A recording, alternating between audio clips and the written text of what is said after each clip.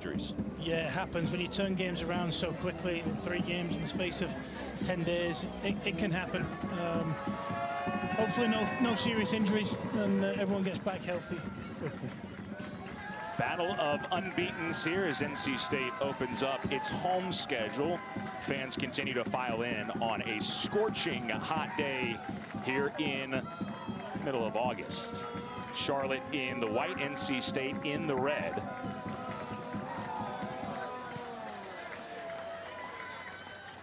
Coach, you mentioned this is an interesting matchup. Both these teams, a lot of coaches say they want to possess the ball. Both these teams really do want to have possession. They want to play, and we'll see who's winning that battle in the midfield.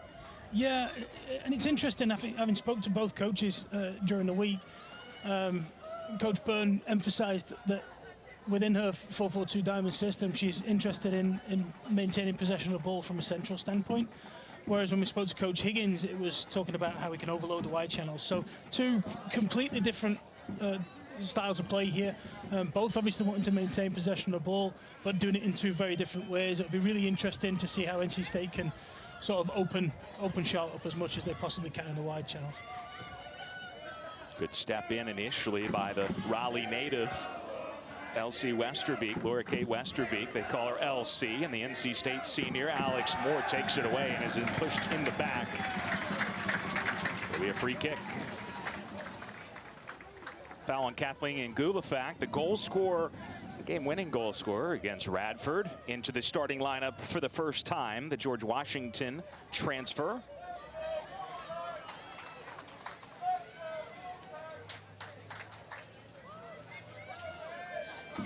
Daisy Duda, the sophomore from New Jersey, will take the free kick.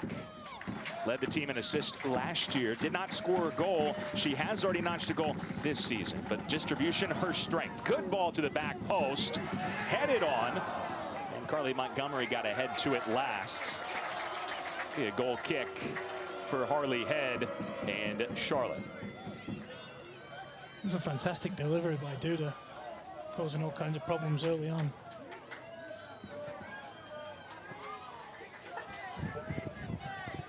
Good to see Harley Head back in the starting lineup. She was the opening night starter in their win against Furman, but picked up an injury right before halftime. Did not play in the win against Radford.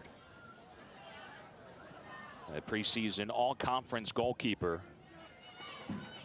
having to contend with Jade Bordelot and company.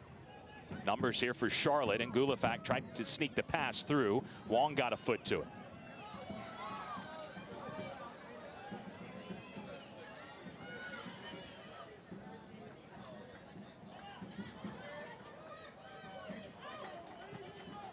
Mary Frances Sims plays it back to Breach.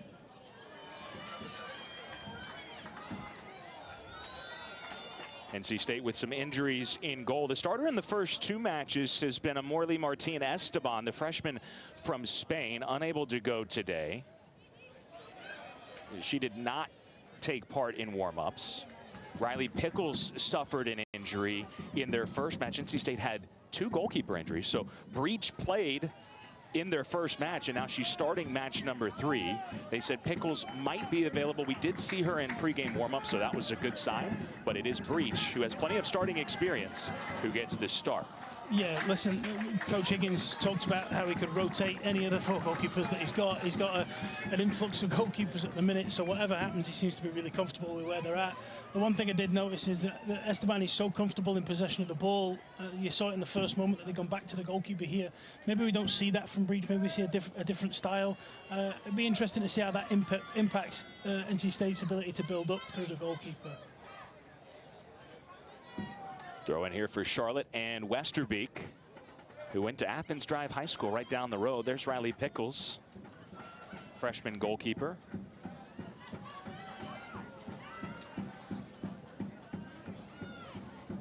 Certainly rare to have played 3 goalkeepers already this season, but if there was a season you needed to do it for Coach Higgins, this would probably be the year. He's, like you said, comfortable with all of them.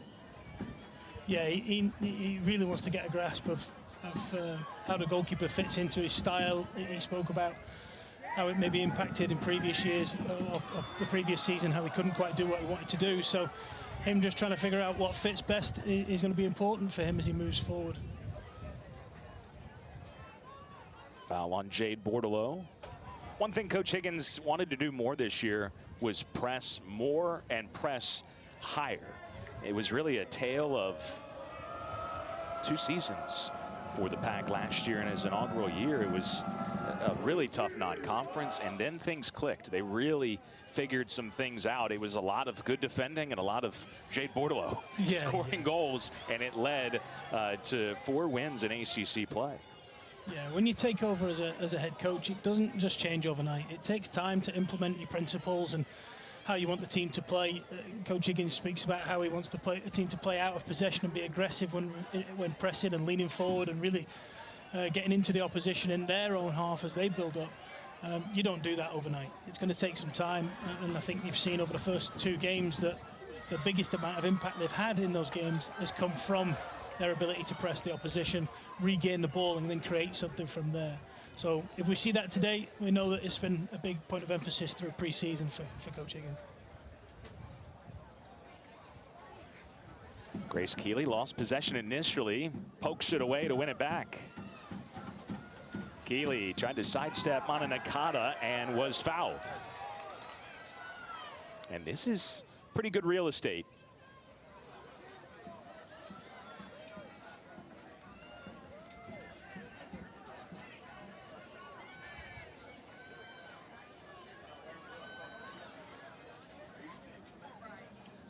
A number of Charlotte players from the Raleigh area. Keeley, one of them. She's from nearby Clayton. And this is not just a battle of the unbeatens. It's an in-state rivalry. They go head-to-head for recruits all the time. Coach Burns said, hey, I told my players, this is an important match for our recruiting. Please, let's win this one. She's asking for some help from her team, that's for sure.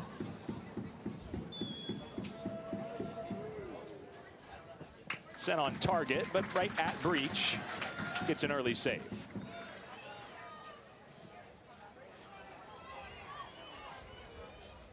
You don't mind that as a keeper, do you? Get an early touch, early save? No, not especially from a set piece like that, where it's comfortable, and then the ability to release the ball quickly and start a transition action. That's great for building confidence, especially when you've sort of been thrust into the lineup, based off the back of a couple of injuries that they've had. It'll be a great confidence boost for the opening starts of this game.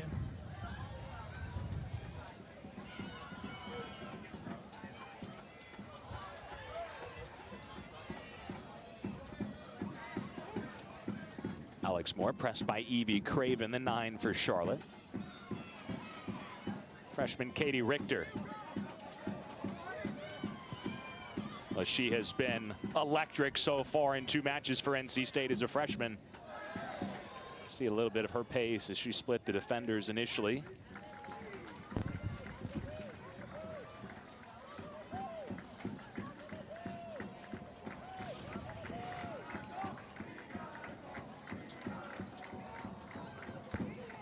And there was the foul.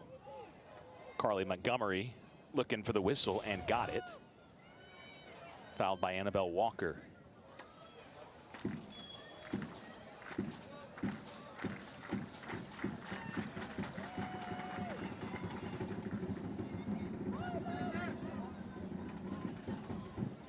Charlotte able to clear. Speaking of the injuries, that initial header in the box from Millie Jones, making her first Division I start, coming from NAIA Taylor University. Played in both previous matches off the bench, getting her first start. No Rory Brown in the lineup today.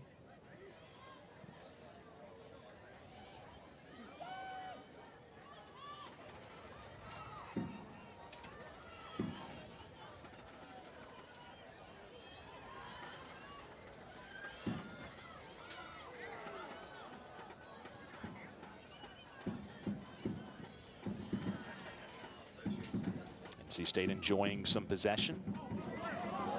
Good ball to the feet of Bordelot. Dealt with nicely by Rachel Logue. The American Conference Defensive Player of the Week this week. That is certainly a matchup to watch.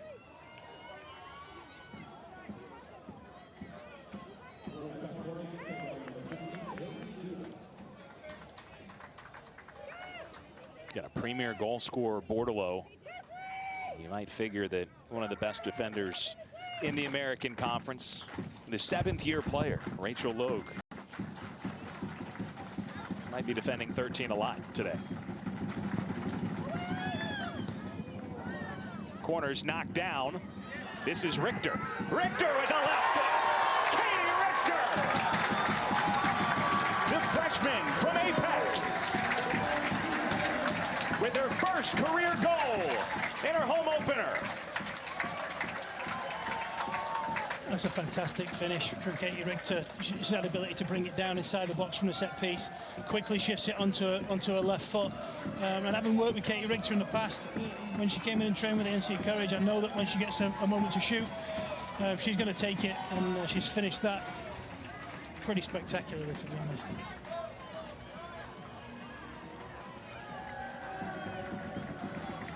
You can see how quickly she just shifts the ball, takes her opportunity to finish.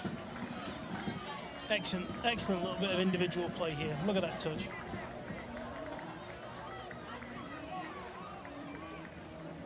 Corner initially knocked down by Emily Wong, and Richter does the rest.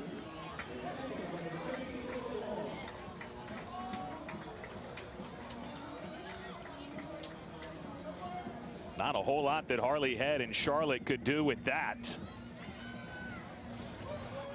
The ball sizzled into the upper 90.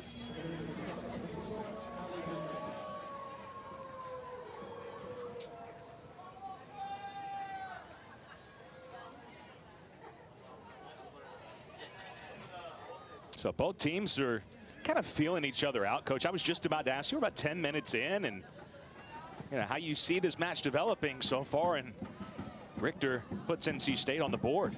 Yeah, the first few minutes were quite sloppy. I think the game just settling down. Obviously, the heat is going to be a major factor. They've settled in. NC State have started to control the game just a little bit more. The two best moments that State have had have both come from Bordelot's movement. One was the free kick where she came short to link up, and then they just win the corner that leads to the goal by her running in behind. So you see immediately the impact she's having with two different types of movement. And she's an asset to have, and she's certainly the key figurehead to this attacking output that NC State have got. Knocked down and fouled there was Richter. Take a look at this. Last year, and again, NC State returns almost all of its production from last year, but 6 different goal scorers combined for 19 goals. With Richter scoring just now, they've already had 6 different goal scorers. It's great to have balance. You don't want your goals coming from just one person. Don't get me wrong, if Bordelot's scoring week in, week out and tallying up, perfect. But you want goals from different pieces as well. And it seems like Coach Higgins has figured that part out. He's added good quality in and around Jade, obviously with Katie Richter, Erica Roberts as well. You see her, she's on the move again here. She's just a constant threat. But to add pieces around one of your prominent centre forwards who looks to score the goals, she's going to bring the opposition in and around her. It just frees the other players up to try and create moments for themselves as well. So that's probably why you're seeing so many different goal scorers so early on in the season here.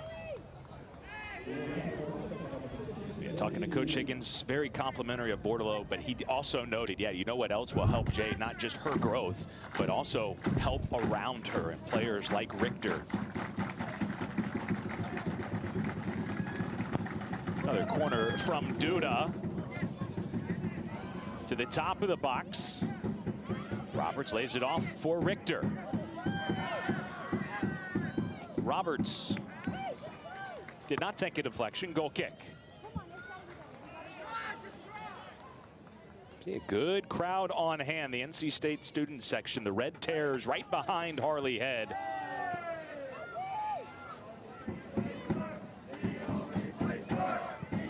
Feels like mid-90s. It's hot. But thankful for this is a great crowd.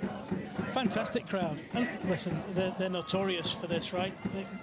Good crowds and obnoxious fans behind the goal. Something to add. Yeah, the student supporters, the Red Terror, that is the largest student-led organization. Fantastic. at NC State. Fantastic. And that all helps, you know. We talked about Coach Byrne using her players as recruitment tools for when these two teams are playing against each other, as they seem to be competing in recruitment. That's a big piece when it comes to recruitment as well. But that group of fans, that's massive for a home team to have that. It makes the environment even better.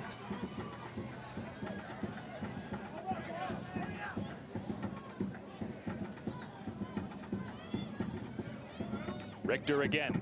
Left-footed strike. Head makes the save. I think we're going to see Katie Richter as a constant threat on the outside there. She has the ability to go both ways. She's obviously stronger off of her left foot, but has the ability to come inside on her right as well. So it keeps the opponent just thinking, okay, which way is she going? Do we show her outside? Do we show her inside? We've seen two moments where she can shift the ball and get a shot off. You see it here again. She's got the opposition running back into the box, which is what you want from a winger who can really drive with the ball. You want them to have to try and make a challenge or defend inside their box. Yeah, one little touch to finish as well. Supreme talent that they've got here in NC State and Katie Richter.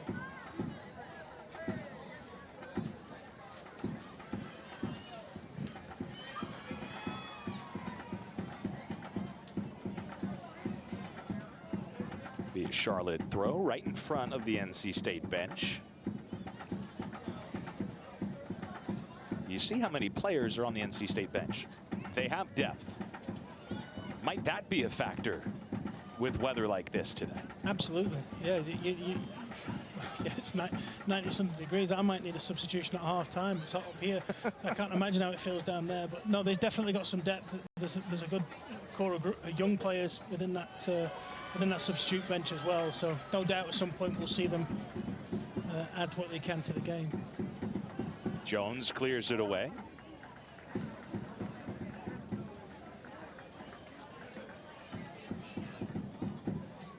So we'll see the response from Charlotte now, falling behind early. An 11th minute goal from freshman Katie Richter, assisted by Emily Wong.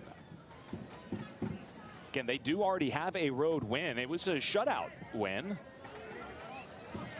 against Radford. Roberts shot blocked, corner kick.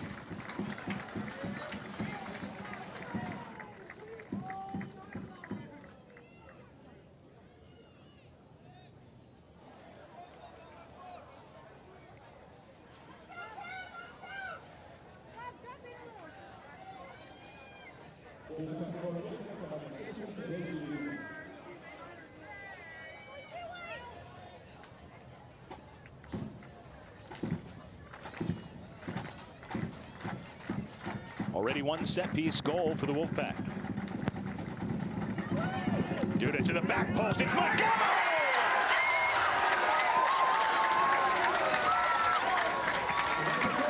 2-0 NC State.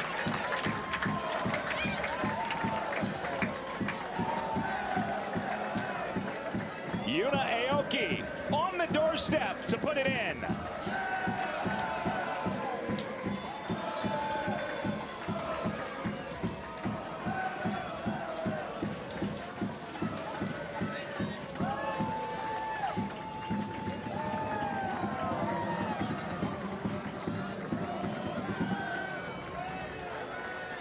It looked like Montgomery's header might go in, Coach. Aoki did the rest. I think a great decision from Montgomery just to redirect that service and an easy finish right inside the frame of the goal. What I will add though is the service that we've seen from Duda. She's had 4 or 5 deliveries, whether it be through free kicks or through corner kicks. Each one of them has been exceptionally dangerous for Charlotte to deal with. That's another one there. She picks out Montgomery at the back post, and great decision from her to redirect it, and quite an easy finish. Great start from NC State. Yuna Aoki, the senior in her 3rd year at NC State, with her 2nd goal as a member of the Wolfpack. And the first goal she scored in nearly 2 years, September of 2024. And she becomes the 7th member of the Wolfpack to hit the back of the net. Just keep adding them up. I'll tell you what's nice, because they don't get much easier than that one, right?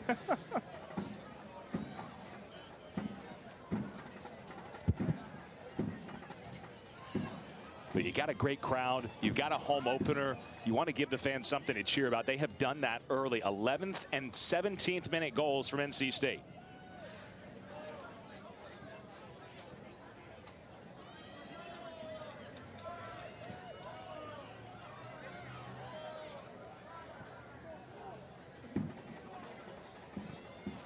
And again, this is a team that struggled mightily in non-conference last year.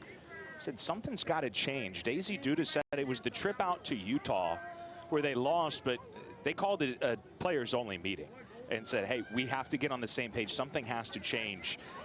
And it did in a big way. They were able to win 4 ACC matches. And the mantra this year has been, don't let August cost us like last year. August cost them an NCAA tournament bid last year. They wanted to continue the momentum. So far 2-0 on the season and 2-0 in this match. And they are playing like the team that was so dangerous in the ACC a season ago. Yeah, and sometimes you have to go through a little adversity for a team to come together and start to get good results. And for me right now, they look completely full of belief. It's pretty one-way traffic at the minute. And State have really started very well. Obviously, 2 goals speaks for itself, but they've been dominant in regards to possession of the ball. Charlotte have not really been able to connect anything. They've tried, don't get me wrong, but the State are just shutting it down really, really quickly with how aggressive they are without the ball. Keeley with the shot from a tough angle, but another save from Ellie Breach. Making her first start for NC State. Again, plenty of playing experience with Pitt. But if she had any pre-match nerves, making her debut start at the Dale Soccer Stadium, a couple of first half goals got to help. Yeah, it'll help settle her down. You mentioned the team full of belief, and Jade Bordelot said that last year early on, they were almost a little bit nervous of the results, kind of unsure about what the result of the match will be. And she said as the season went along, they just took a different attitude about it. Instead of, oh, I don't know what the result is going to be. Hey, we're going to create the result. We're going to go out there and win this match. And that belief has continued into this season. That's a great message from your sort of senior leaders. Aoki with service. It's Bordelot.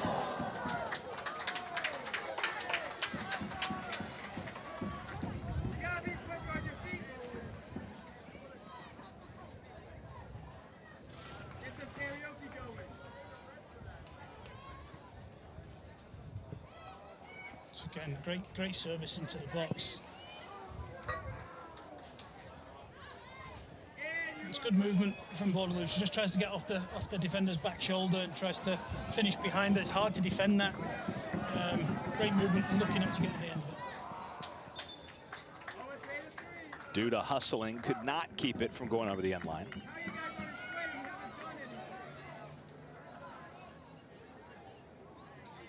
So 20 minutes in, the 49ers trying to find their footing here.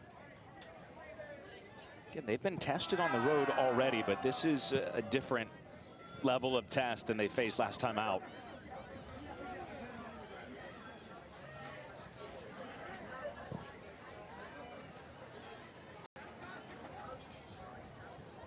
You see there again, just an aggressive mentality when they don't have the ball, forces another turnover. Now deep inside Charlotte's defensive third, all based off of movements and aggression towards the ball, making it really difficult to get out.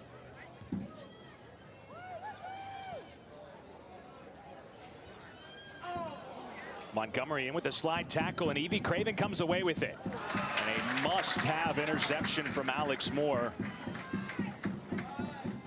Craven through the first 2 matches has been all over the place for Charlotte. Have not said her name much so far in this match. She nearly created goal-scoring opportunity. Yeah, she did well to win the first part of that. I actually thought she should have played the ball on the opposite side of the defender. It would have caused a few more problems in regards to defending it. She played it on the inside and just closed that space for herself.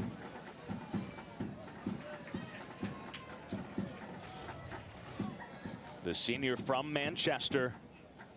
You can see here, if she plays this on the outside, she continues to see the forward running through, probably connects it. That gap just gets smaller and smaller as she drives into it.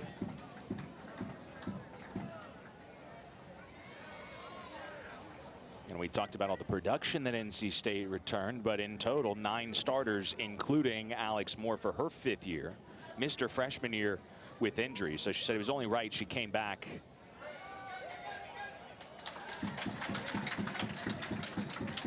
And announced it on senior day last year. Easy decision, she said, for her, and they're glad to have her veterans in the back.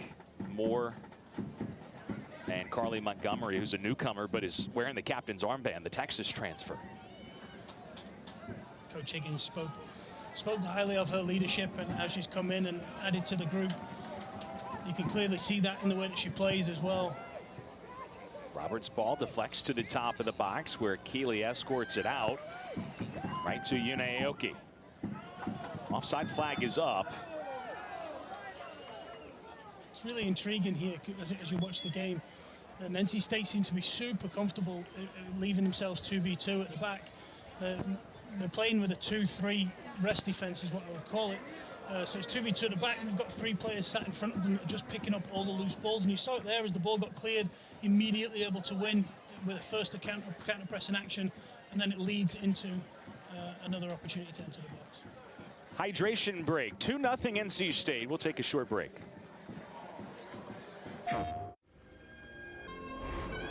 Are you watching? Good. Because it's time. Time to run this city. Get your hands dirty.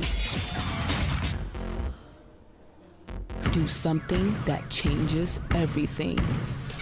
Whatever happens next, happens here.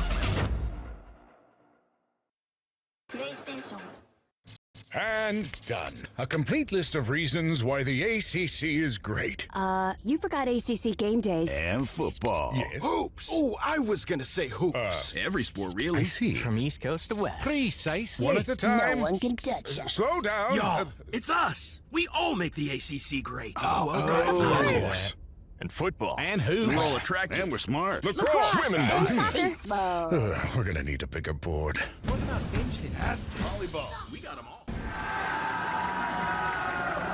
And from the hydration break here in Raleigh, 2-0 NC State. Red Terrors enjoying themselves so far despite the feels-like temperature in the mid-90s. There's been a lot to cheer for. 2 goals, an 11th minute goal from freshman Katie Richter, a 17th minute goal from senior Yuna Aoki. And NC State off and running here in the first half.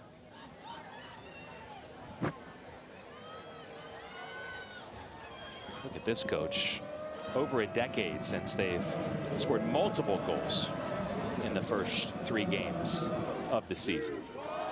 Coach Higgins said, you know, at times in his career earlier on, and at times being the underdog, he's felt like defense is non-negotiable. That has to come first. But this year, with the returning production and some of the depth they have, he said, we're still going to defend. Don't get me wrong, but we need to be able to press a little higher. We need to be able to create some more chances. So far, they've done exactly that. Yeah, it's without a shadow of a doubt, the emphasis of the way he wants to play is based around his team out of possession. He stated that. You can clearly see it here. They're obviously getting a lot of the ball here, but the amount of turnovers they're creating with how aggressive they are has kept the ball inside Charlotte's half for long periods of time. You can clearly see it's something that he's consistently worked on.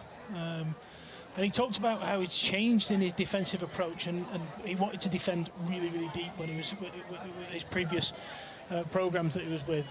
Maybe here he feels like he's got the level of player where he can say, you know what, let's push this thing higher. And he can bring in some special subs. Saw Antonella Maciotto, who scored the 4th goal in the win against VCU on the road last time out. Madison Castine, freshman from High Point, also in.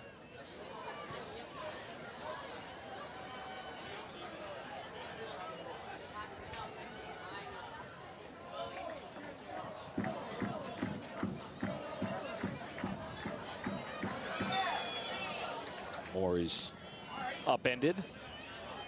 And so right now, with the subs coming in, Maciotto playing in the middle of that 4-3-3, and we'll see Jade Bordelot on the right wing with Castine on the left.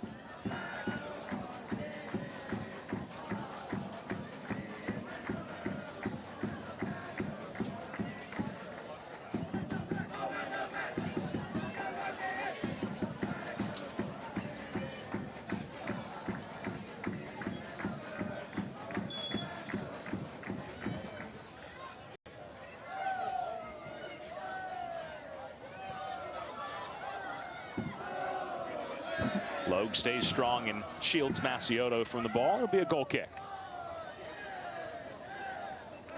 Wearing the captain's armband, 5 years at Central Michigan. Second year in Charlotte, making her 61st career start here today.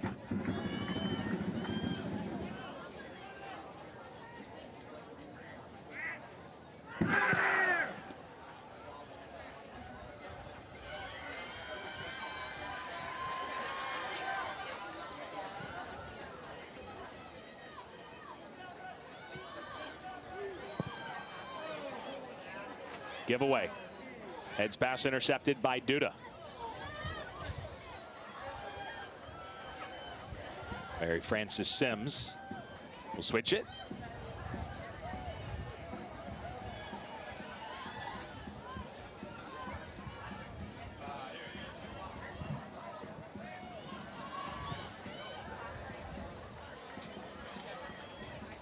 Ball cleared away by the super sub, Allie Metcalf. Reigning American Conference Offensive Player of the Week. See if she can get Charlotte back into this match. Not imperative that they score before halftime, but boy, would it feel good for the 49ers to get one back before half. Yeah, it would probably change the game a little bit for them, give them a little bit of belief as they go into the locker room. I've just not seen enough from them, to be honest, to see where they're going to create a goal scoring opportunity from. We see from coming back out of the water break here, they've sort of boycotted their build-up, decided to go long. They've obviously struggled against Wolfpack's pressure. So the decision here for the goalkeeper, he saw it off the first goal kick. You see it here from the run of play, just choosing to go a little bit longer, try and create something in the opponent's half. We'll see if it works out for them. Castine fouled on the far sideline.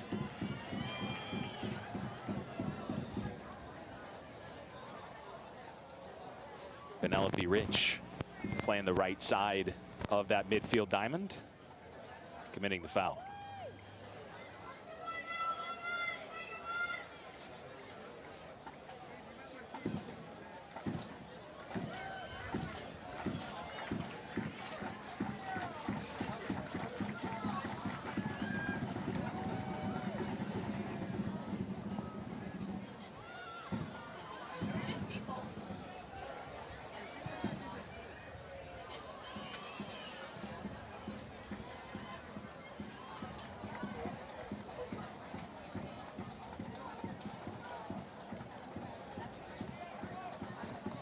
Tenth meeting all time, NC State and Charlotte.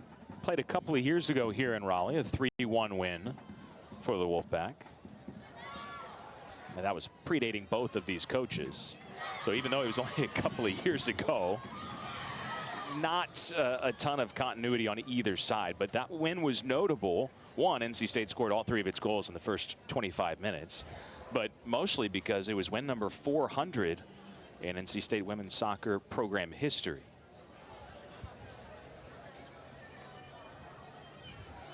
Another fast start against the Niners here today. Again, Bordelot playing on the right side. First time they try to give her a ball, and it's over her head. Should have started a little too narrow there. You can see that whenever Nakata gets the ball, she wants to switch the point of attack, and a lot of things go through her here. So if Bordelot starts inside when she's trying to switch, it's going to be difficult for her to get out. Coach Higgins spoke about how they can use the width to sort of pull the 49ers apart. I think it's important that they don't get too narrow in their attacking shape. Annabelle Walker providing some pressure, and Aoki just sends it into touch.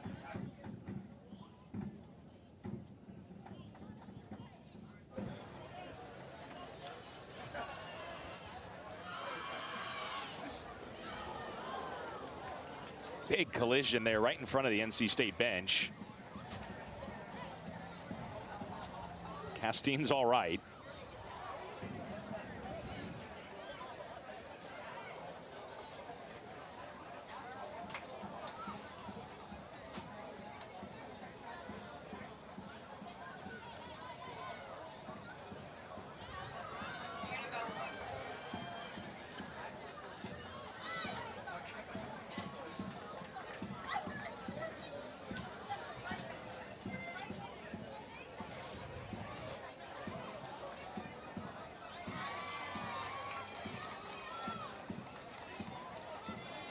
There's the bench.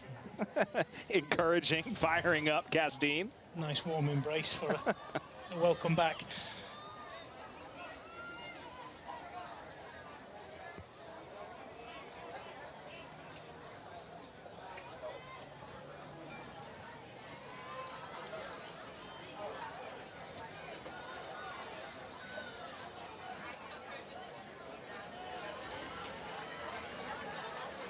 Goal kick. 2-0 NC State. Here's how we got here. Off the corner, Katie Richter whistles it past Harley Head.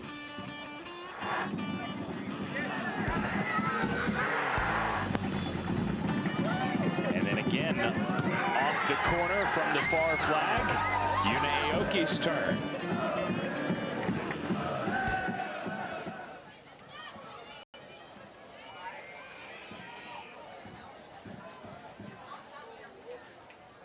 Oh, great flick. Lucy Bertrand will not really trouble Ellie Breach. What a touch that was, though, to free up Bertrand, who played against NC State as a member of Western Carolina almost a year ago. Been a nice addition for Charlotte. Over the top to Castine. Got some running mates. Fien Leidecker playing in the middle. She just came in. Running with Bordelot. Just an opportunity there, I think, for NC State to keep the ball in the attacking third of the game. Too early to put the ball in the box from Castine. She didn't have runners in there. If she'd have cut back out, it ended up being what would have been a 5v4. And now a golden chance for Charlotte. This is onside. Walker saved by Breach.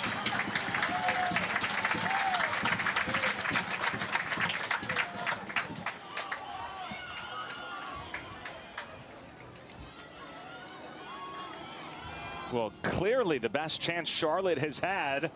Nearly had that goal before halftime that we were just speaking of. And Breach just came up with a massive save. Yeah, it's a big moment. It's excellent technique, great spread as she comes out and closes the distance and makes herself really big. Nice to see the 49ers have movement in behind State's back line for the first time that we've really seen, to be honest. And over the last 4 or 5 minutes, Charlotte have been much improved, and they've started to play a little bit in State's half. And that moment where we just get a runner in behind, one ball that turns them around, creates a moment on goal. Whether it was offside or not, I'm not sure. An excellent moment for Breach all the same.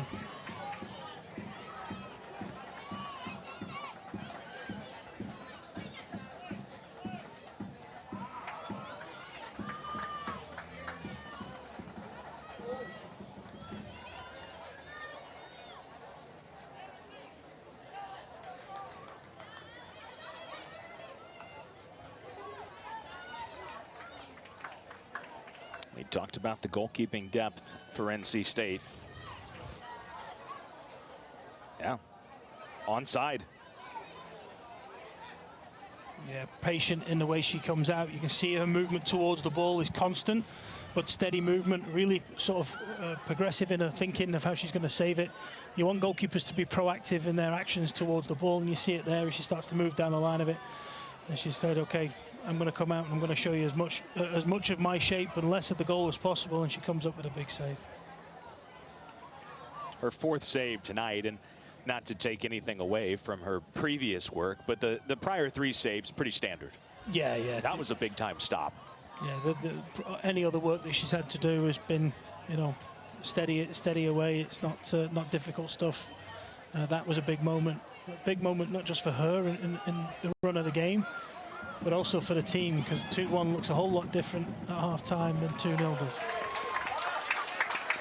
Bordelot's hustle forces Logue. Misconnection with Westerbeck.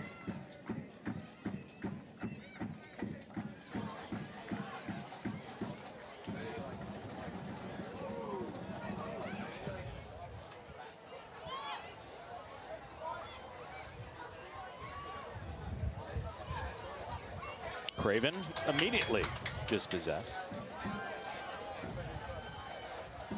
Great anticipation from Moore just to step in there and win the ball back.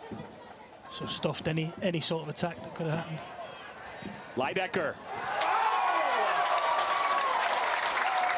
Outside of the post. It's 3 in the first half.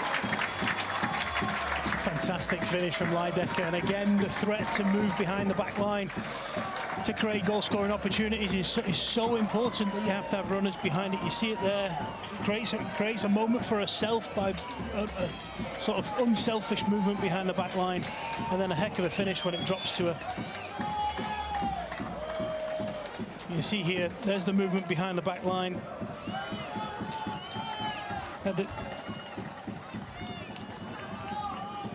Mana Nakata put it on her right foot. Third career goal for NC State. First this season. I think that's her first touch, Coach. It might be coming off the bench.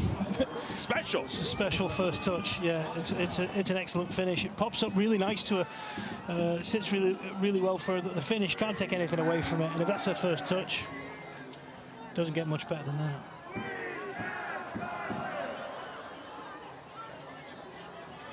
It's great movement. We saw the centre forward just drop in and link up play. It goes back into Nakata. She has the ability to expose the space behind the back line, and then you have that willing runner to threaten. Like I said, it's really important. She makes the goal for herself with that unselfish run, and then excellent finish at the end of it. 3 goals in the first half by 3 different goal scorers. Make it 8 different goal scorers already in 2.5 matches for NC State. The scoring balance is there. They're playing connected. And again, this is somewhat stunning. We knew that this team was playing well, and they put 4 in the back of the net on the road against VCU. But this is a Charlotte program that won 10 games last year, already unbeaten 2-0 this year. Expected it to be a big step up in competition. And outside of the one save from Breach, they've been pretty dominant in this first half. Yeah, really dominant. And doesn't that just highlight how important that save from Breach was? 2 minutes later, they go up and score 3, and it's 3-0. So credit to her for that again. Yeah, it's been relatively one-sided outside of a 5-minute spell where I thought the 49ers were getting back into it. Here, I've been really impressed with NC State. Not just how they're playing, but their ability to create product. And you know, I think they've had 3 or 4 moments in front of goal that they've really made count. Oh, I don't want to take away. You can get really focused on the attacking output. It's 3-0. You look at the goals and the goal scorers, very impressive. But these 2 centre backs that they've got here in Montgomery and Moore, you can see they have real sort of senior leadership. That 3rd goal comes from Moore's ability to step in and win the ball back and then start something immediately by playing it into Nakata. You just saw the first ball after the goal was scored that's been sent long, and Montgomery goes through it and wins it in the air. That sort of presence between the 2 of them, and the fact that they're comfortable playing 2v2 allows you to get more numbers higher up in the game and sort of add numbers into the attacking third. Can't take it away from the 2 centre backs. I've been really impressed with their performance so far. Whistle against Nakata and the Wolfpack. Aaron Patterson, our referee for this match. What a way to start. A double dip tonight. Women's soccer, men's soccer to follow in their season opener against Coastal Carolina. On Sunday, the programs will flip. The men will play first, and the women's soccer program will play the second half of the doubleheader.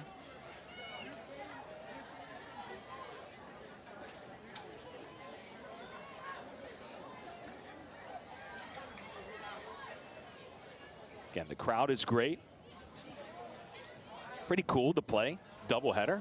Come out to the park as a fan. You get to see 2. Fantastic. And what you get 3? You get 3 goals in the first half so far, and then you get to watch a team that had a phenomenal season last year in the men's program. See how they start their season. I'm excited for that. They are the preseason ACC favorites, ranked #2 in the country, following a national runner-up finish a season ago.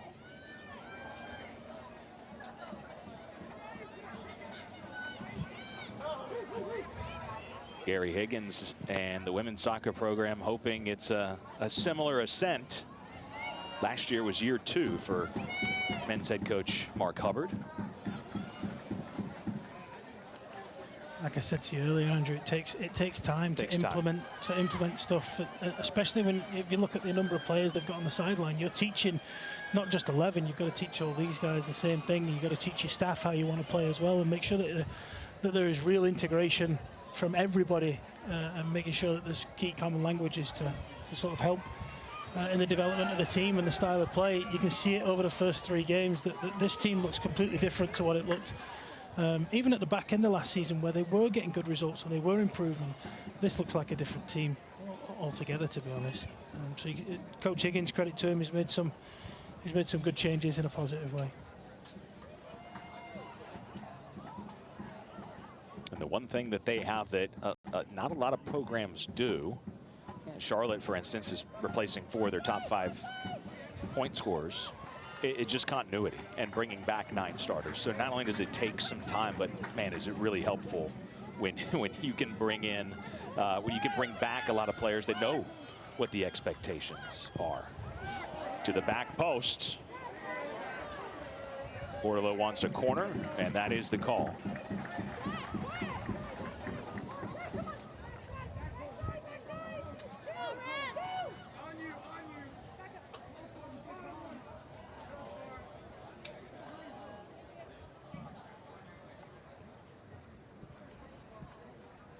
I believe all of NC State's corners have been from the far side, at least most of them. Nakata will take this from the near side.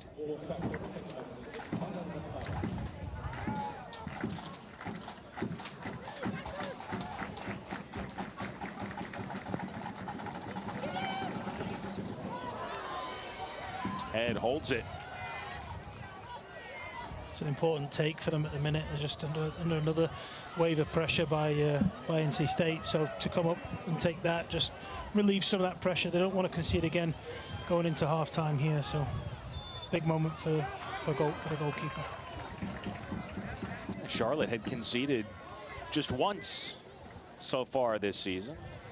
They beat Queens in an exhibition 4-0 also, so they had a shutout in the exhibition. I know those don't count, Coach, but they do for your confidence. They do for your mentality. And you get your all-conference goalkeeper back in Harley Head. There's not a whole lot she could have done differently. But 3 goals in the first half from NC State. Yeah, and two of those goals were exceptional finishes as well, you know. I know that they all count the same, right? But the first goal and the third goal were little bits of individual quality. And I'm not sure what Head could have done about those moments.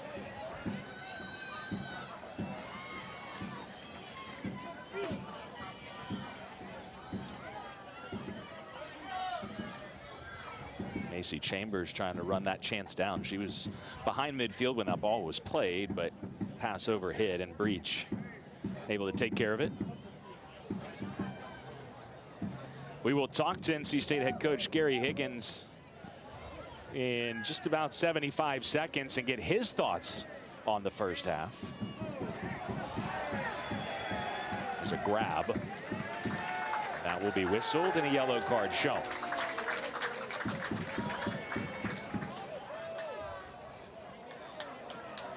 It is Penelope Rich.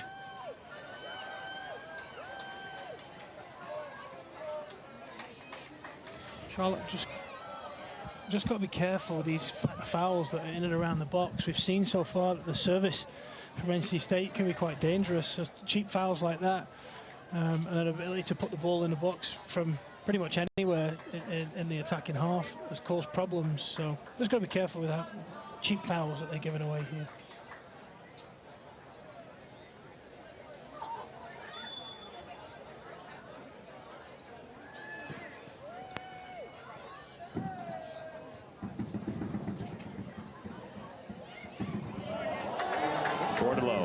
Able to turn around Westerbeek.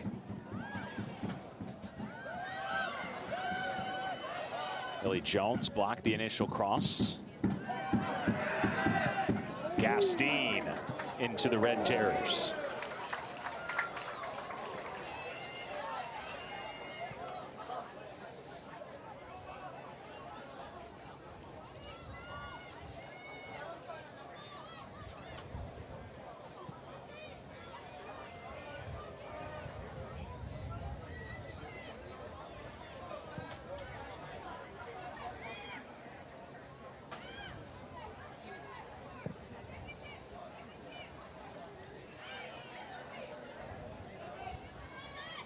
Bertrand plays it along, 10 seconds left. And Montgomery will take it into half defensively. A whole lot of love in the first 45 for NC State.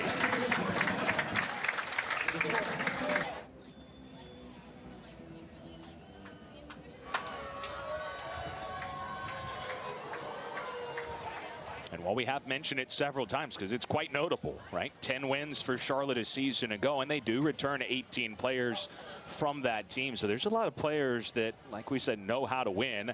They're still replacing a lot and don't have quite the continuity that NC State does, replacing 4 of their top 5 point scorers. And this is an early season test on the road. See if they can bounce back in the second half.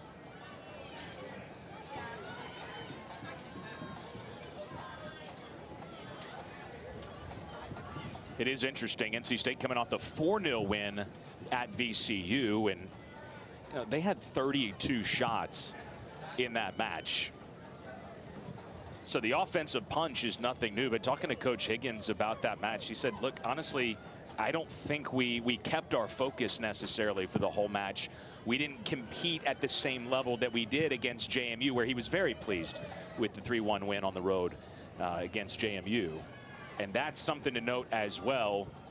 Just because you win the match 4-0 doesn't mean your coach is 100% pleased. Carly Montgomery goes to ground to defend well. Yeah, Coach Higgins definitely wasn't happy after the VCU game. He said it on our call the other day. They didn't think they performed well enough. I think he was actually emphasized something around their attitude to say, right, let's go and do more. 32 shots is great, but 4 goals on 32 shots is not great. He wanted more goals and more output within that game. Said we have to just make the most of our chances. Aoki pops it pretty much straight up in the air.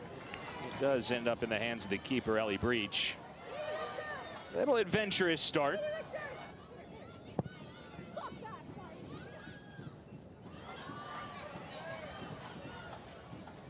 Rich played it to Craven. Charlotte looking to pressure early in this second half.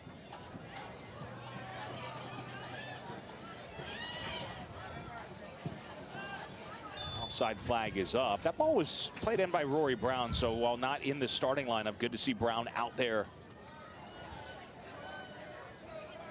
for Charlotte here in the second half.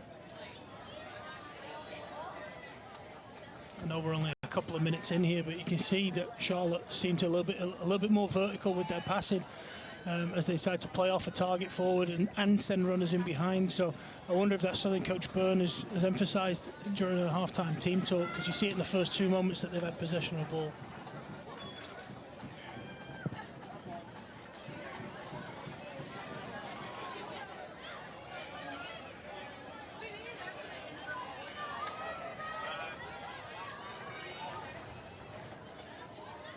You see, this just comes off the back of that first moment that they sent runners in behind. It's a brilliant recovery tackle from Montgomery. Able to keep the defender on one side of her, reads the play really well and keeps the ball on the opposite side. Excellent individual defending from her. Charlotte trying to go quickly.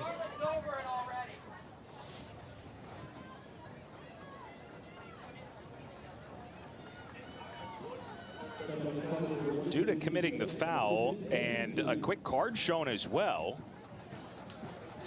I'm not sure. Foul Metcalf. I'm not sure about that. I don't think it's a yellow card. It's certainly a foul, but I don't think it's a yellow card.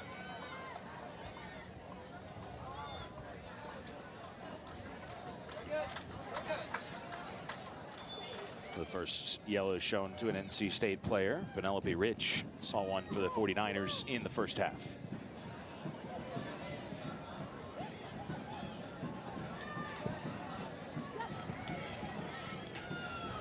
And nothing really on that shot.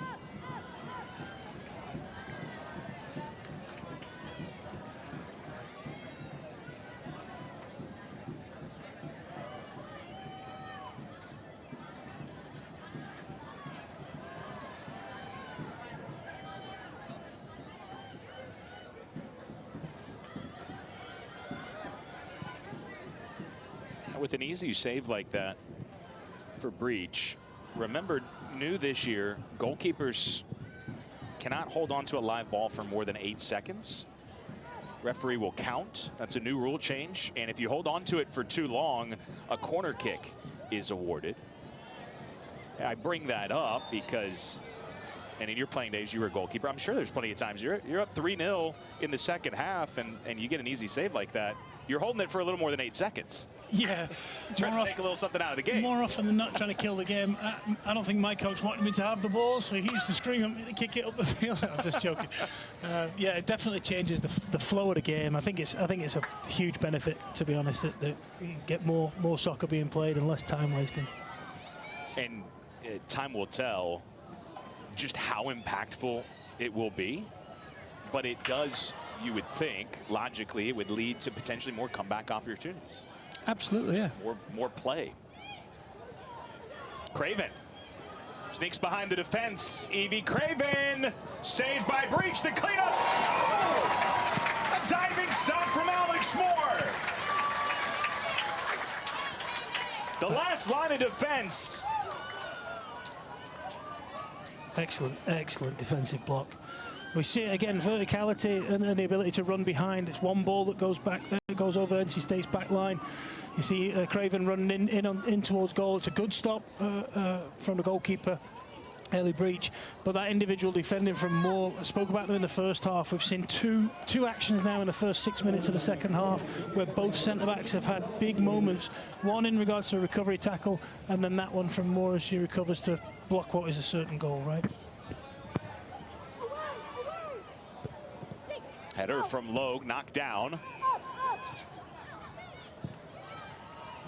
Cleared away by Wong. Coach, for as dominant as NC State has been for the most of the match, I mean, Breach was asked to make a big save in the first half. And like you said here, if not for more, this is a sure goal. It could very easily be 3-2 right now. Absolutely. Yeah, I mean, Breach comes up with a good moment. It's still a good save. Obviously, the angle's quite tight for Craven to score, but that recovery action from Moore is absolutely fantastic. That's worthy of a goal itself. And if NC State go down the other end and make it 4, they'll be able to credit her with that goal line clearance. Yeah, you're right. Just as good as a goal. And she actually scored her first career goal in the opener against JMU. And yeah, that counts just as much. Just robbing Marlise Pisson, the Belgian freshman, of what would have been her first goal. Seeing some minutes here in the second half.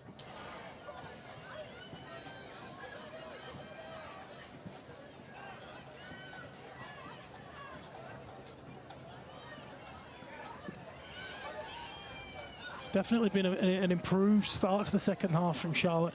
And you can see that within their 4-4-2 diamond, they're a little bit more playing in tandem with the front two. One's dropping off to come short, the other one's running behind. But also the fact that the two fullbacks are getting much higher within the first 7 or 8 minutes of this second half has added more numbers higher up, allows them to get players in and around the link up forward, which has helped them maintain possession a little bit further up. It falls to Metcalf. Breach. Hold it completely cleanly, but got the carom.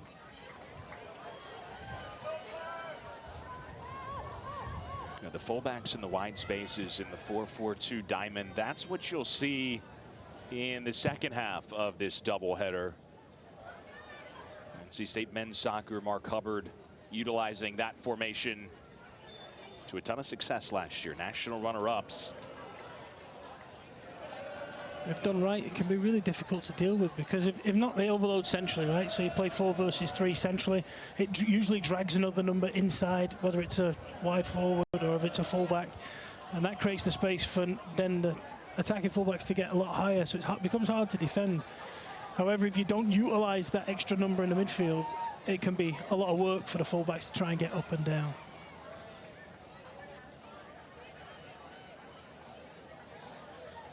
Sims into the hands of Harley Head.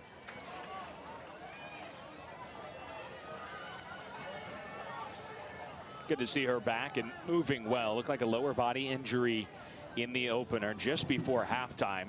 Gritted her teeth and defended the final corner of the half, but then did not emerge for the second half and did not play last time out at Radford.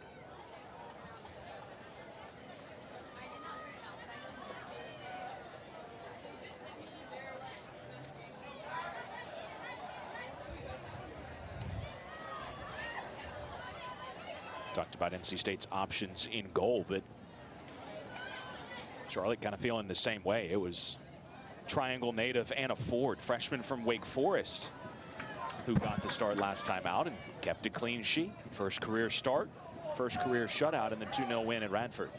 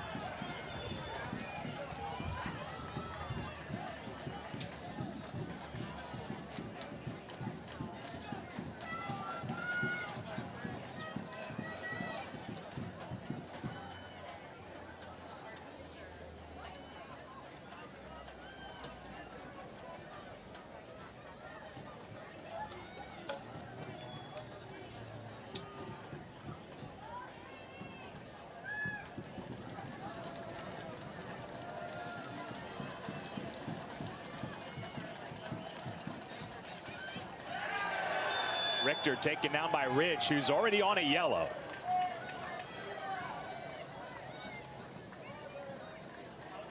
And Coach, I'm not saying that deserved a yellow. I'm just reminding our viewers she is on a yellow. Yeah, to be honest, it's borderline. It's borderline whether that's a yellow card. You know, you never want to see a team go down to 10 players. I think the referee's probably made the right decision there, but that is borderline a second yellow card, certainly. You see the conversation there.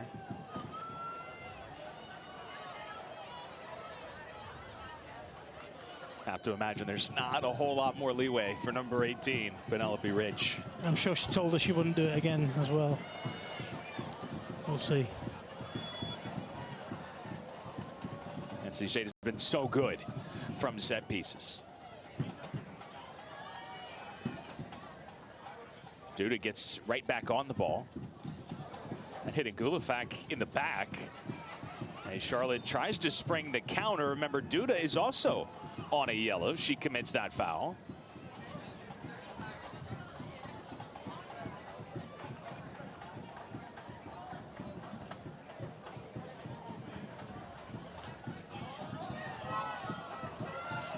Early season non-conference battle of the unbeatens. All Wolfpack so far.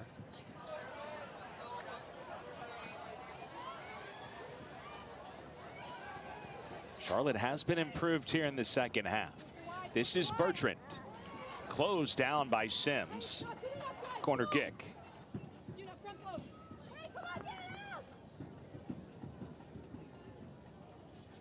Mary Frances Sims playing right back. Loves to get forward,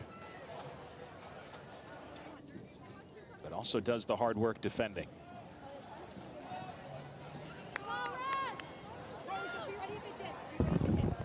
Again, Bertrand, senior from Paris, real playmaker, they hope. She certainly was for Western Carolina last year. Charlotte a chance from the set piece over the head of Jones and everybody else.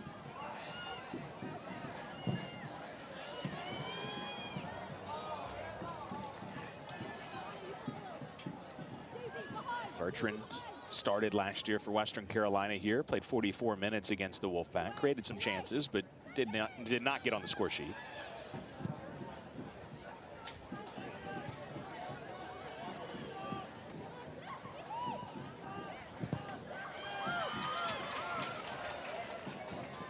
Emily Wong with the block for NC State.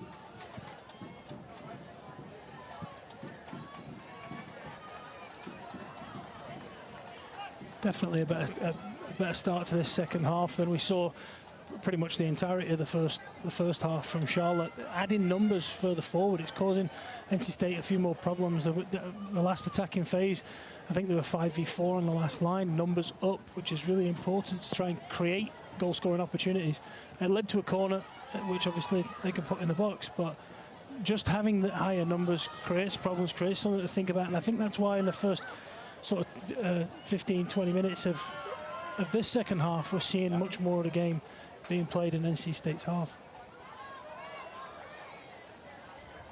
I appreciate the bravery of that. I know some coaches, you get down a few goals, and I'm not saying you stop trying to score, but you're not willing to commit further numbers forward because of the potential counter. Absolutely. And Charlotte is absolutely saying, hey, there's still half an hour left. We've created 2 very good chances. We're going to create more. Yeah, and that's why I mentioned the sort of the mentality of what the Charlotte's response into the second half was going to look like. Because you can just sit back and say, all right, let's just protect this and not make it any worse, or you can actually go and have a real go. And it looks like Coach Burns said, you know what, we're going to leave here with our pride full. We're going to add more numbers. We're going to try and create some problems. If we lose 4-0, okay, it is what it is, but at least we've give it a go. And we could look at Moore's block on the line in that moment, or maybe they get a chance from a set piece, and before you know it's 3-1. It just adds extra pressure to NC State, so makes for a better second half for us as well, to be honest. Sure.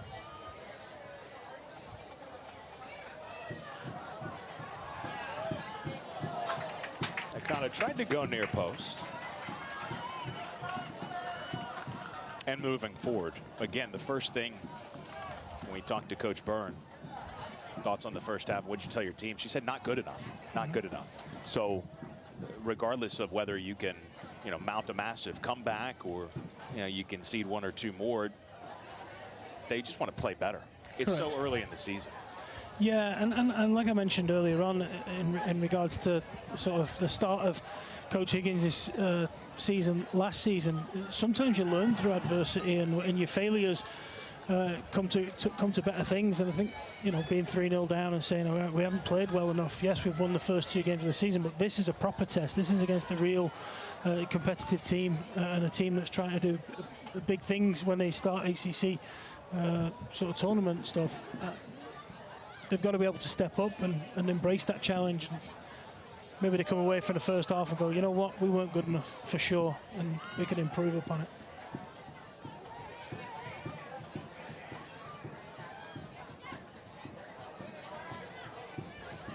I know you were so impressed with Mana Nakata in midfield. Probably one of the unsung heroes for this team. Now, she has said she knows she wants to score more goals this year, but her impact, even if it's not in the goals or the assist column, is really hard to measure. But you watch her play for 45 minutes and you say, wow, she makes such an impact. Absolutely. I think everything good that the Wolfpack have done has gone through Nakata without a shadow of a doubt. She has the ability to come short, receive the ball, turn, and then play forward. She has the ability to receive it in pockets, draw herself out and switch the point of attack, which causes big problems when a team's playing in a narrow shape like Charlotte are. For me, she's the most complete player for NC State, and has a massive impact on the way that they play. And, we don't talk about those types of players enough, but when they go through quiet work of doing things really, really well and have a massive impact on the team, they're so important. And that's why she don't come off the field. And you said, Coach Higgins said at halftime how important she was.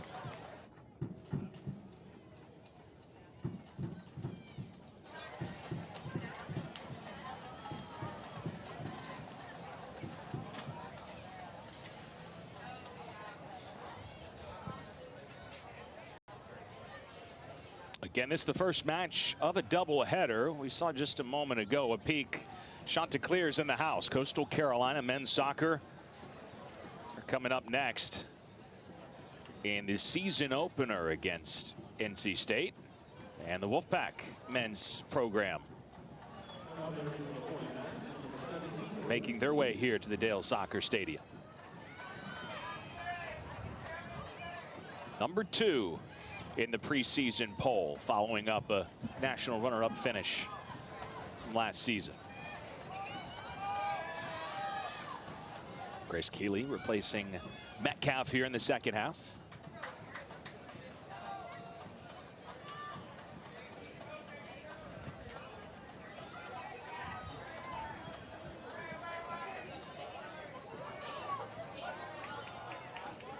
Montgomery does that so calmly.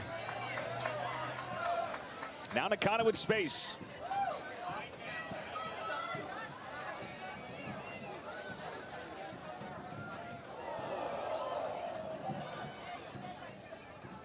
Richter still with it, waits for the overlap. Plays the goal scorer Aoki. And a foul on NC State's Erica Roberts. That's exactly what we're talking about with Nakata, that the ability to receive that off the back line. She drives the rest of the team 30 yards higher up the field and then offloads it and tries to create something for Katie Richter where she's in isolation, where she can go at the fullback.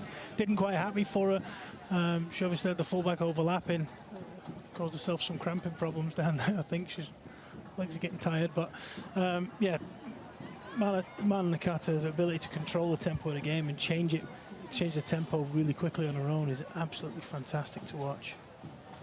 See Elsie Westerbeek feeling the effects of that foul. Again, from Raleigh, Athens Drive High School has a huge contingent of friends and family here to cheer her and the 49ers on.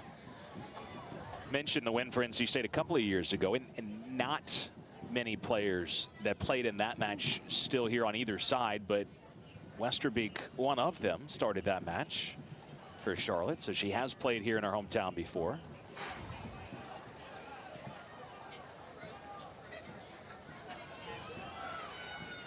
Ngulafak trying to run with Moore, who did just enough, and Ngulafak is down, reaching for that left ankle. Back to her feet now.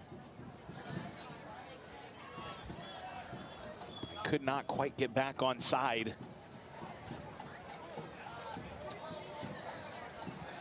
Just a bit more of that directness again. It's a ball that's played from the back line to the highest line. One little flick on, it gets a forward running behind the NC State back line, and Moore again does really well to defend it. Big physical presence that she's coming up against. So the fact that she was able to just sneak in there and get it back to the goalkeeper, important defensive action.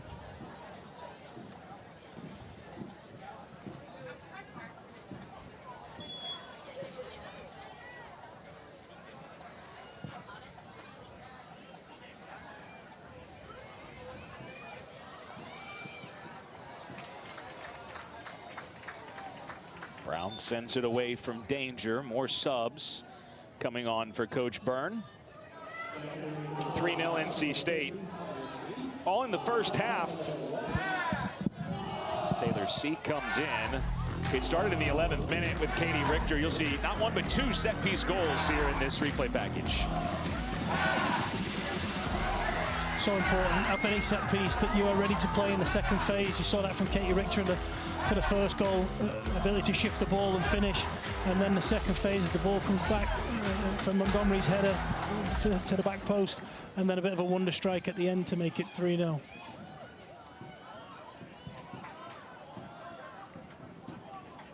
Both teams subbing more. Rose Olu,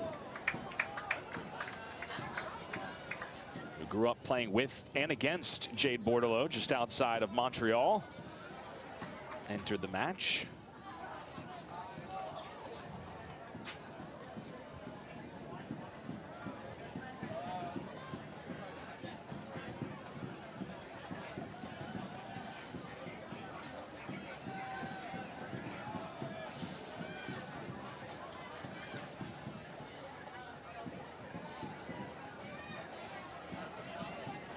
Roberts on the left.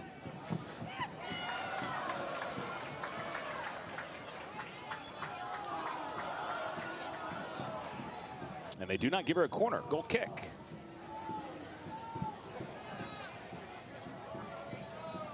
I believe it's time for another hydration break. You said we might have to sub you out after 45 minutes. You've made it this far, Coach. Yeah, I was ready for a hydration drink myself. We'll take a break. Back in a minute on the ACC Network Extra.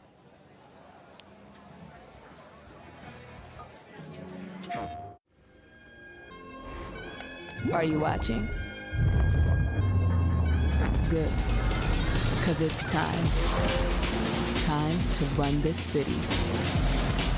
Get your hands dirty. Do something that changes everything.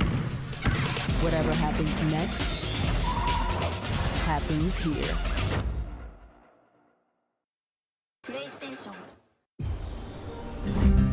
Reflecting on the roots of American style as we look to discover what's next. Peter Millar, celebrating 25 years of craft. Pro Plan, excellent choice. Yep, it keeps her ready for anything. Let's show her.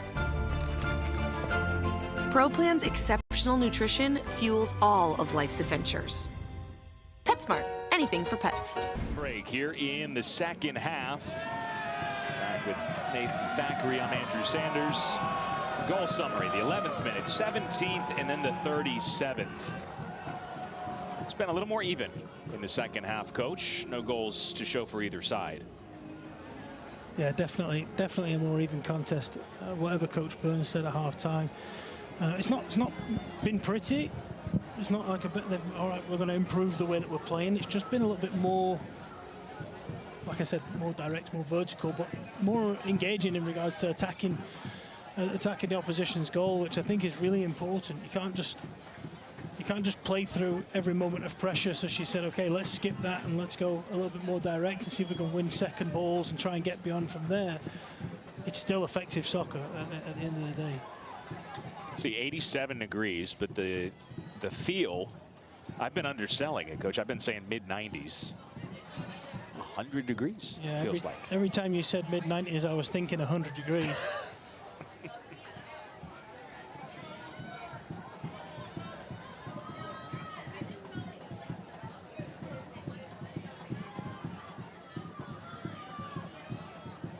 A lot to deal with early in the season for these student athletes playing in this type of heat and humidity.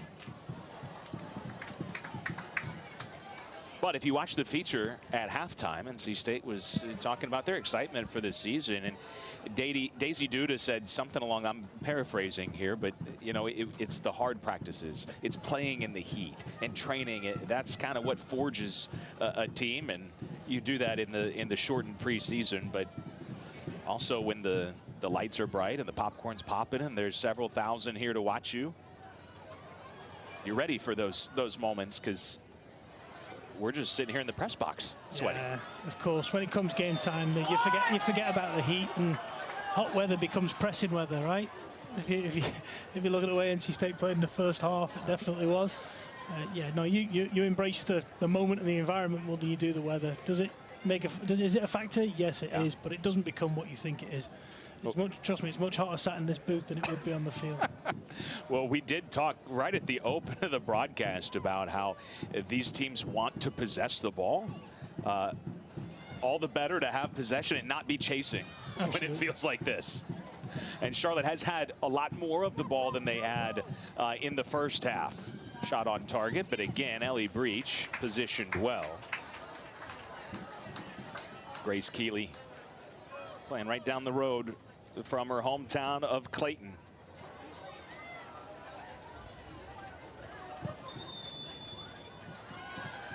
There's your rule. And that's a corner. So Breach, and again, the referee counts, you have 8 seconds, and the count is supposed to be loud enough that and some goalkeepers are trying to hold it for that extra second. There's not a lot of leeway there. There's not a lot of, oh, well, you've already kind of let the ball go, but you haven't quite kicked it yet. Let's see.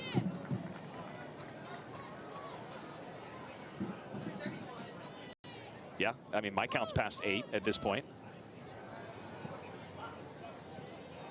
I actually think it only starts when she's back to her feet. Okay. But yeah, Yeah, it's certainly, past and 8. 8 seconds is 8 seconds, right? It's anything over that, it's breaking the rules. So. And it's a goal for Charlotte on the set piece.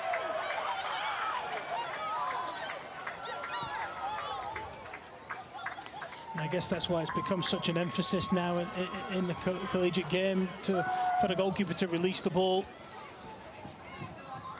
from a moment of complete control to a moment where they've given a corner away based off of the new rule, and now it's 3-1, and it gives Charlotte something to hold on to. So the new rule directly leads to a Charlotte goal, and it's the freshman from New Zealand, Holly Robbins, with her first collegiate goal.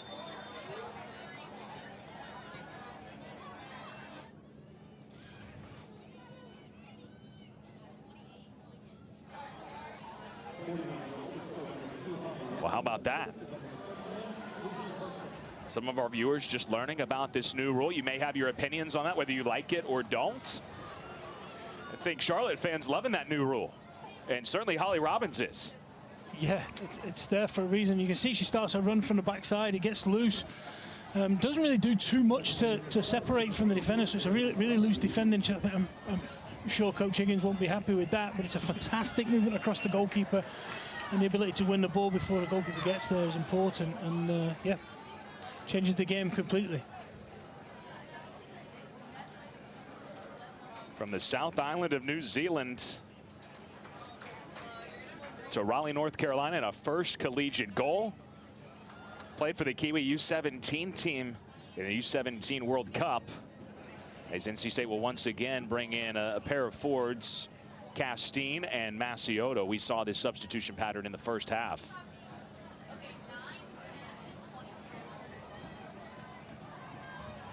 Coach Burns said at the end of 45 minutes, not good enough.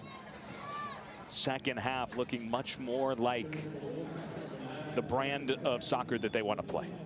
It's just been more aggressive and more front foot and forward thinking. You know, it doesn't have to be pretty to get yourself back in the game. It doesn't have to be the most beautiful brand of soccer. You can see here they got a set piece out of nothing, and just one ball in the box changes the scoreline immediately. Just with the mentality to say, all right, let's push a little bit more, let's try and get more out of the game. And obviously she wasn't happy at half-time. Quite clearly they've picked up that message, and it's made for a better contest, is what I would say. So Robbins the goal, Lucy Bertrand with the assist from the corner flag. Castine just into the match, able to evade Taylor C.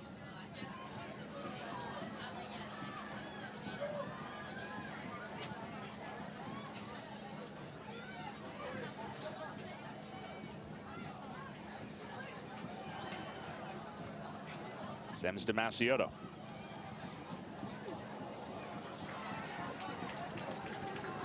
Ed had that post covered.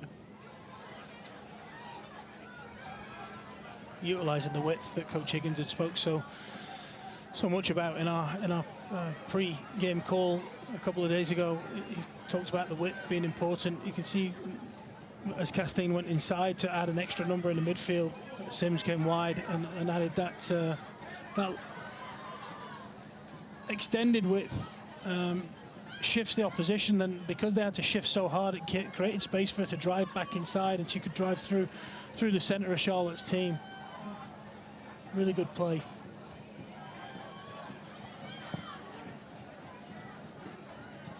Now how important is the save from breach in the first half, the more clearance. Mackenzie Harris has entered, playing right back in Aoki's spots. Craven behind the back line, narrowly missing that connection. You look for big moments, right? Whether it's a goal or whether it's a goal-saving moment. Big moments make the big differences in games, and the save in the first half and the clearance in the second half has allowed them to maintain a 2-goal lead.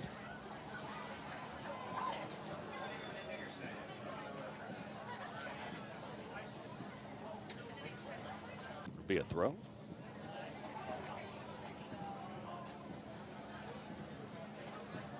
Or no, pardon me. Foul on a free kick. I've heard that from players before. Sometimes the match is leaning one way, leading another. It really comes down to moments. Absolutely. Yeah, the team that has the most big moments usually ends up winning the game, right?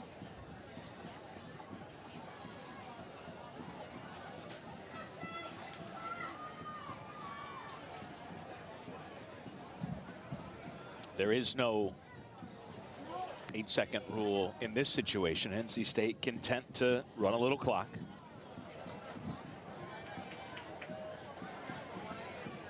Bordelot squares it. It's Harris wide. Just came into the match.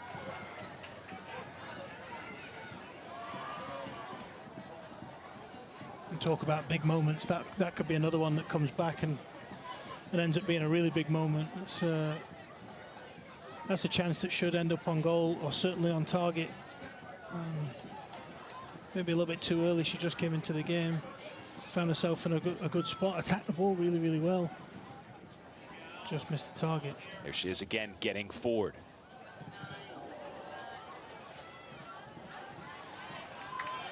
Olu wins possession. Coming off a knee injury that cost her all of last year, but really took her time with the injury. Feels 100%. They're glad to have her back in the midfield.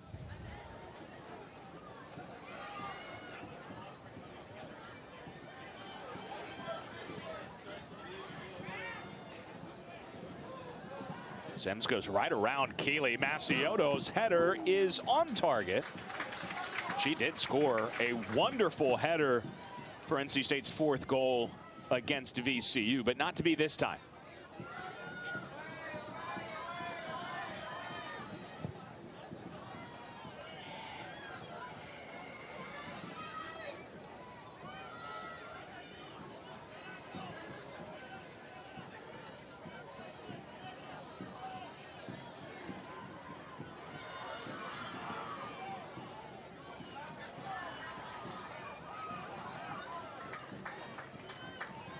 It is Annabelle Walker battling for that ball. It'll be a Harris throw.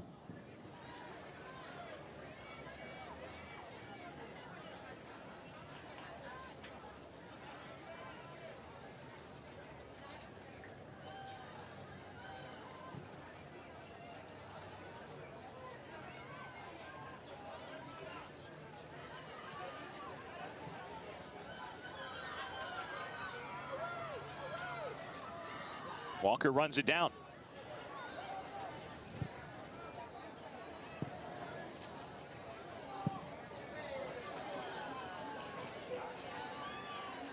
Nothing comes of that attack.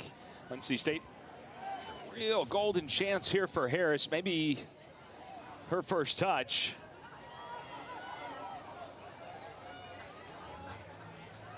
And one, like you said, Coach, you'll want to put on target. Yeah, at minimum. I think this will give you a better angle of where she is. She's really, really central. She attacked the ball so well. She just opens her hips at the last minute.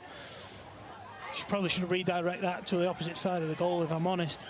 But it's been interesting since they made the changes. And Richter came off and Erica Roberts came off.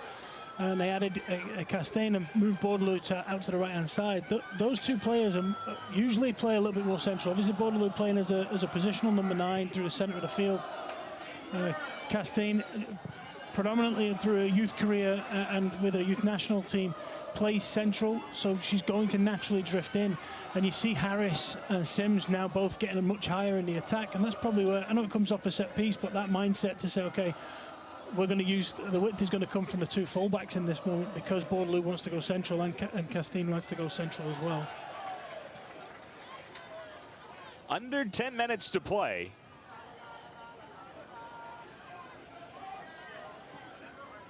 Charlotte with the 72nd minute goal from Holly Robbins.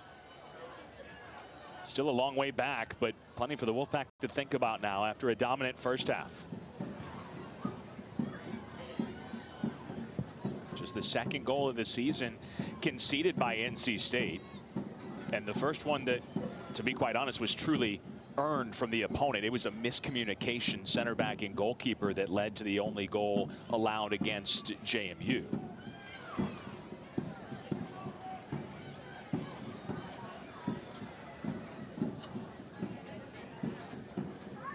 And while Bertrand and Robbins deserve all the credit for making the play, you could think back to the 8 seconds and the holding onto the ball that led to that corner.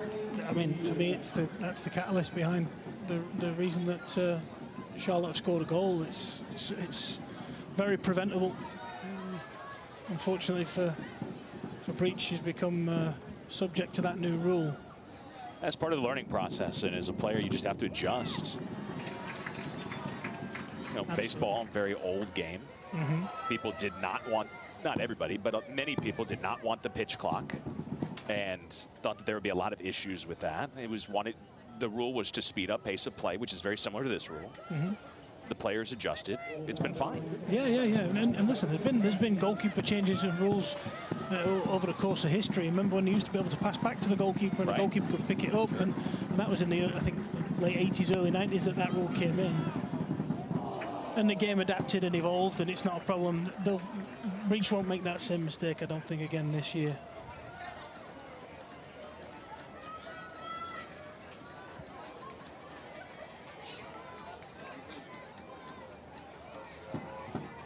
So at a minimum, at the end of this one, both programs will be able to look and say, hey, we executed at least one set piece.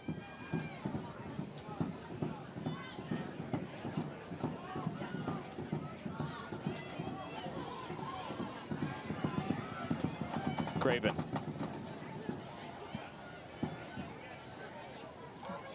Dangerous ball in the box. Unfortunately for Charlotte, nobody getting on the end of it. Second team all-conference member a season ago. Craven with 5 goals last year. Been all over the place for him so far through a couple of matches. No goals as of yet, 1 assist.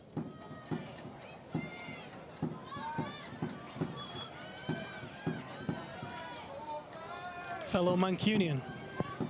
Yeah, I know you're a big Man City fan. No. Man United fan. I almost threw you out the booth then. Played in the City Academy for 7 years. Another goal scoring chance, and Breach parries it away. Kate Pratt, the forward from Asheville, making Breach make a save. Harris just got to do a better job there, keeping her outside.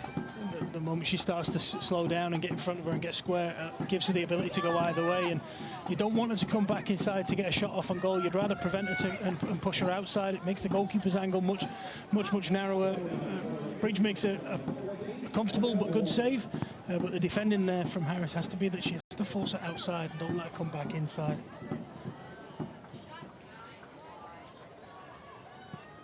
Well, 6 minutes remaining. And Charlotte again asking questions of the NC State defense. What was a dominant first half. One more bit of magic from Charlotte, and this could be a real nail biter in the final minutes. I think you see it from that stat that just shot up on screen there. The number of corners in the second half. Charlotte have had 4 and NC State have only had 1. In the first half, I don't recall Charlotte having 1, and I can't remember how many NC State had, but it was certainly more than 1. Maciotto feeling the effects of that foul and a card shown. Lily Jones again making her first Charlotte start, first D1 start. Sees yellow.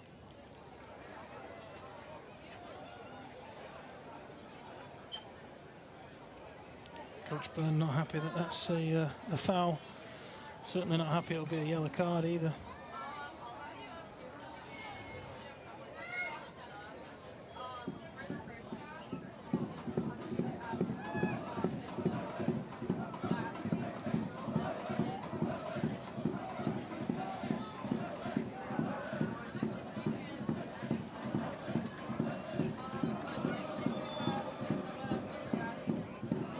stop here as NC State makes some substitutions. Those fans haven't stopped though, have they?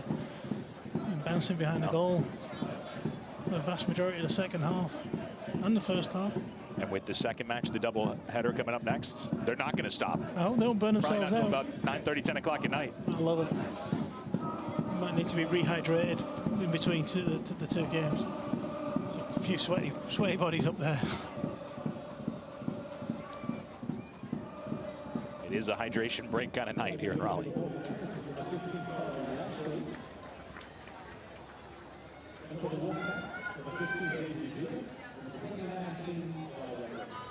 So Duda re-enters, as does the goal scorer Leidecker.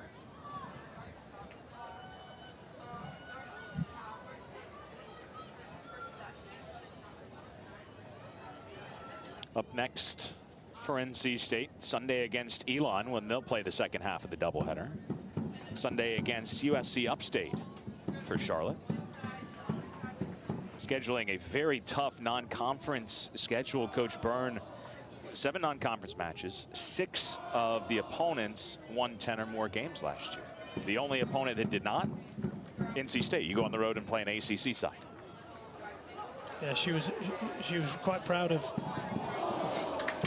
They're quite proud of the schedule that they put together. She wanted to go and challenge the team and challenge herself. There's no doubt about that. She mentioned that on a call that she had with us yesterday. So good for her. There's no point going to, you know, lesser teams and lesser schools and going sort of running away with each game. You might as well go challenge yourself against better programs or perceived better programs.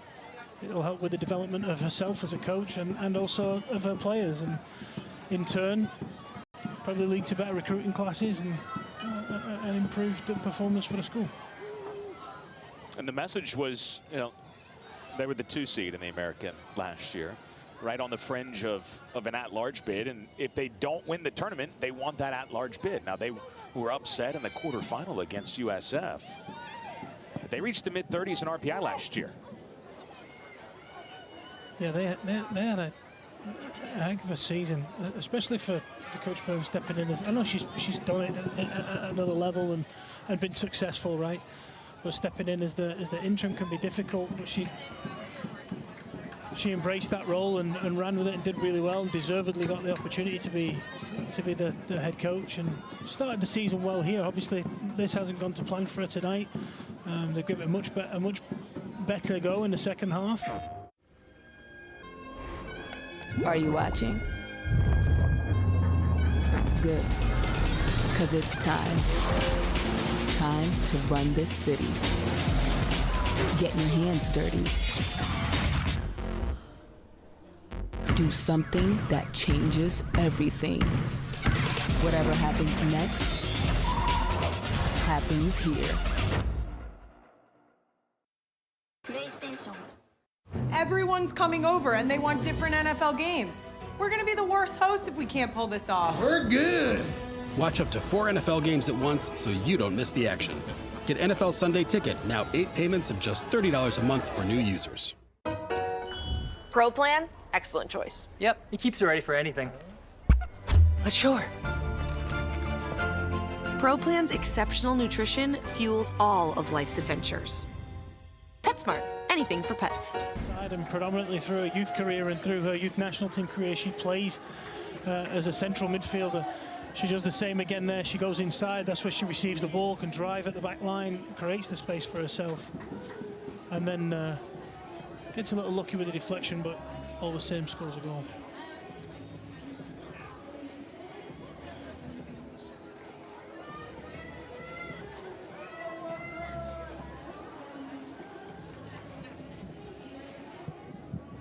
So we are having a review here. And I'm not 100% sure on the Charlotte is challenging. I don't think there's offside. They may be trying to say that there was a penalty given, a foul in the box before the goal from Castine. Yeah, it seems to be that way, because there's nothing for an offside, because it was a dribble where she drove at the back line. I don't remember seeing anything. Oh, they're challenging this. Yeah, there was the collision right outside the 6. That's not a penalty for me. That's just a coming together. Both two players that are trying to win the ball. The ball's nowhere near her. There's no way that's a penalty. The ball's going behind her. It's not even in the play. It's just a coming together of players. Now the video review, coaches are able to make 2 video review challenges per match. Referees can also initiate a review at any time they want, timing issues or the ball crossing the end line. Any other review will require a coach's challenge. And right here, Coach Byrne, again, you have 2. You can't take them with you. Might as well use Queen City, so you might as well, there was contact, you might as well have them give it a look. Yeah, why not? You got nothing to lose at that point. For me, if that's the clip that we're looking at and that's what they're looking at on the other side, there's absolutely no chance that should be a penalty. I'd be blown away if that was the case.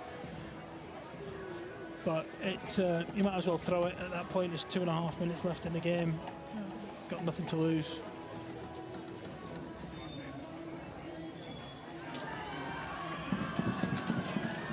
No penalty on the one side, the goal stands on the other. So again, just one more look. This is what the review was. No penalty there. And then on the other side, Castine makes it 4. Yeah, she gets a little fortunate with the finish there, with the fact that it's a deflection that takes it away from the goalkeeper. That for me starts way in advance of where she actually picks the ball up in that central position and her ability to just drive at the back line and create a moment for herself. It was deserving of the goal, but with what she'd done beforehand. Yes, she gets a little bit lucky with the deflection as that takes it into the back of the net. But where she was positionally, how she picked it up, how she drove at the back line, that was the key part of that goal for me. And the right call for a non-penalty. I don't think it was anything like.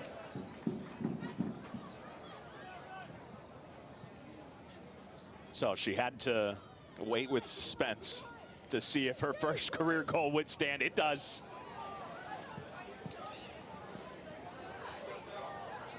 This is Walker. See, shot deflects right to Craven over the crossbar. I will say this, Coach. In general, I'm fine with video review and getting the calls right. I will say this, though. The time that we save for the goalkeeper holding the ball, we do lose that time because there's no penalty at the end of a match for using up your challenges. Yeah, you might as well just use them. Might as well use them, right? So it almost kind of becomes a self-fulfilling prophecy where you will have anything that's remotely close. You will have a few challenges at the end of the match because why not? Yeah, there's no harm in throwing it out there. It doesn't take any time off the clock, like you said. So whilst they think it might have been something, you might as well use it. Like you said, you can't take it back to Charlotte with you. But just another highlight there of the goal that Castine just scored, where she was in that central position and how she had the ability to square the defender up and just push it by her to finish. Excellent goal, and that's 2 goals from 2 really promising freshmen in Katie Richter and Madison Castine. Yeah, returning 9 starters. And the impact of a couple of freshmen. 30 seconds away from 3-0.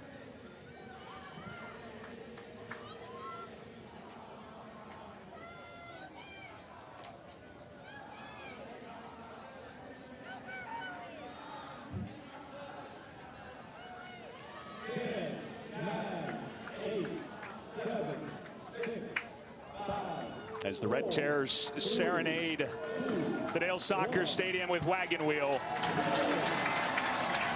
NC State celebrates a 4-1 win in the home opener to improve to 3-0. Great start and a highlight finish.